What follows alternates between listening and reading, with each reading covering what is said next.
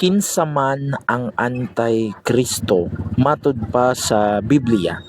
Mga igsuon ato kining tukion kung kinsa gayud ang mga anti-Kristo, kay matud pa sa atong mga igsuon nga nasa limpundok, kita daw ang Katoliko ang anti-Kristo apan puro ra gyud pasangil og binutbot ang mga igsuon ato nga nasa laing sikta. Sige pasangil unya way ebidensya. Atong susihon mga igsuon, Biblia ang atong patubagon. Diha sa sulat ni San Juan, diha sa 1 Juan 2:18-19, mga anak, duol na ang katapusan sa kalibutan, nakadungog kamo nga moanhi ang kaaway ni Kristo, o karon ania na ang daghang mga kaaway ni Kristo. Busa masiguro nato nga duol na gyud ang katapusan. Mibulag kanato kining mga tawhana kay dili man sila tinuod nga sakop sa atong pundok.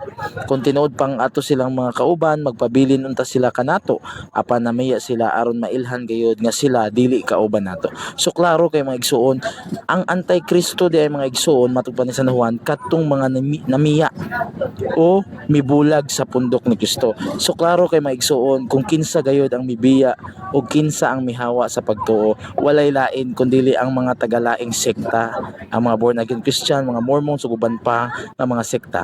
Ang tubag nga na mga igsuon, ang mga tagalaing sekta ang mga anti-Kristo. Kaya nga naman, unang rason kung anong sila ang anti-Kristo, una sila ang mibiya o mihawa. Sa una, Katoliko sila sa una, pero kay mibiya man sila, so nagpasabot lang nga silang mga laing sikta ang tinuod nga anti-Kristo, kay sila ang mibiya o sila ang mihawa.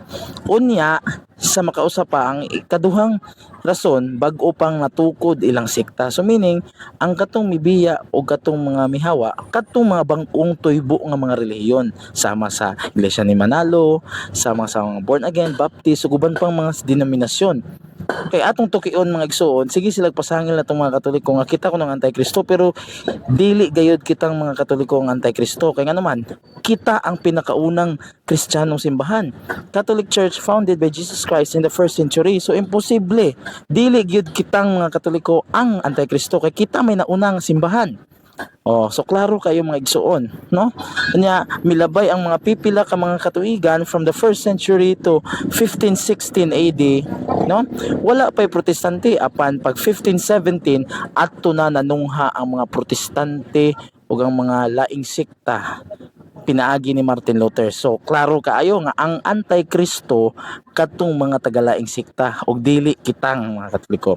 Klaro kayo na mga igsuon, ang tagalaing sekta ang mga anti-Kristo.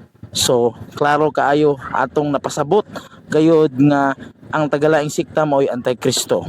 So mo na mga igsuon, magbinantayon jud ta niini. Klaro kaayo sa atong chart nga ang mga protestante o mga laing sekta sila gayod ang tinuod nga mga kaaway ni Kristo mga igsuon. So diha mga igsuon na klaro nato, no?